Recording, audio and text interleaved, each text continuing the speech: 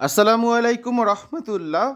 সুপ্রিয় শিক্ষার্থীবৃন্দ, mechanical engineering চ্যানেলের পক্ষ থেকে তোমাদের সকলকে জানাচ্ছি আন্তরিক শুভেচ্ছা। এই ভিডিওটা তৈরি করছি ষষ্ঠ শ্রেণীর শিক্ষার্থীদের জন্য। 2025 সালে ষষ্ঠ শ্রেণীর বিজ্ঞান বইয়ের চতুর্থ অধ্যায় উদ্ভিদের বাহ্যিক বৈশিষ্ট্য এর তৃতীয় পর্বে আজকে দেখব 37 পৃষ্ঠার অনুশীলনীর প্রশ্নের উত্তর। ভিডিওটির ডিসক্রিপশনে প্রত্যেকটি ক্লাসের প্লেলিস্টে লিঙ্ক দেওয়া আছে, সেখান থেকে তোমাদের যার যে বিষয়ের ভিডিও দরকার খুব সহজেই তোমরা দেখে নিতে পারবে। 37 পৃষ্ঠার বহু নির্বাচনী এবং সৃজনশীল প্রশ্নের উত্তর গত ক্লাসে আমরা করেছি। আজকে নিজে করো, এখানে একটা কাজ আছে, এটা সমাধান করব।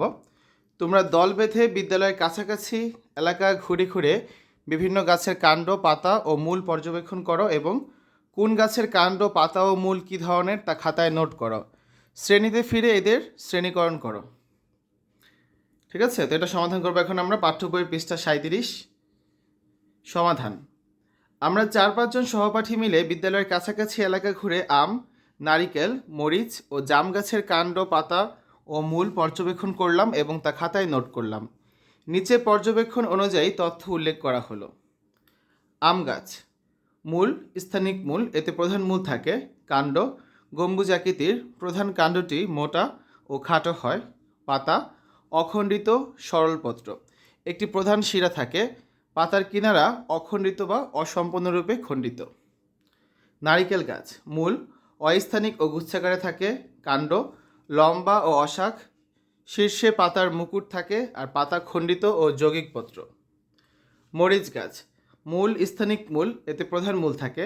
কাণ্ড খাড়া এবং গাছকে সোজা দাঁড়াতে সহায়তা করে। পাতা উল্লেখ করা হয়নি, সরলপত্র বলা চলে।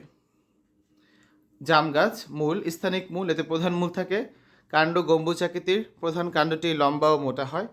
পাতা অখণ্ডিত সরলপত্র, একটি প্রধান শিরা থাকে। নিচে আম, নারিকেল, মরিচ ও জাম গাছের শ্রেণীকরণ ছকে দেওয়া হলো। তো উদ্ভিদের নামগুলো আছে: মূলের ধরন, কাণ্ডের ধরন, পাতার ধরন। আম গাছের মূলের ধরন হচ্ছে স্থানিক, কাণ্ডের ধরন সবল শাখান্বিত গম্বুজাকৃতির, পাতার ধরন সরল। নারিকেল গাছের মূল অস্থানিক গুচ্ছমূল, কাণ্ড সবল অশাখ, পাতা হচ্ছে যৌগিক। মরিচ গাছের মূল স্থানিক, কাণ্ড সবল শাখান্বিত, পাতা হচ্ছে সরল। জাম গাছের মূল স্থানিক, কাণ্ড সবল গম্বুজাকৃতির, পাতা হচ্ছে সরল। তো এই হচ্ছে আজকে আলোচনা। আগামী ক্লাসে আমরা পরবর্তী অধ্যায় নিয়ে আলোচনা করব। শিক্ষার্থীরা, এতক্ষণ তোমরা দেখেছো ষষ্ঠ শ্রেণীর বিজ্ঞান বইয়ের চতুর্থ অধ্যায়ের 37 পৃষ্ঠার অনুশীলনীর প্রশ্নের উত্তর।